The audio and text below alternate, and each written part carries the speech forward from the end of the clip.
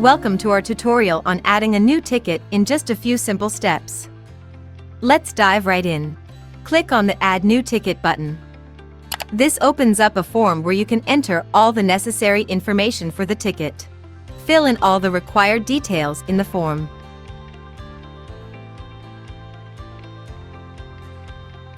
When it comes to scheduling a date, choose the date for the ticket delivery. You have 3 options: automatic, manual, and invoice. If you want to assign it to an existing route, select it here. Otherwise, leave it blank and assign it later.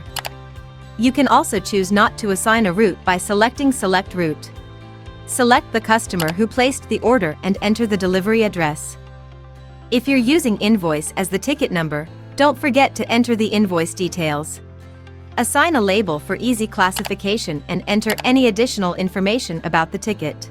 If you want the customer to receive a notification on the Lumyri customer app, check the designated box. Finally, click on the Create Ticket button to save your changes. There you have it.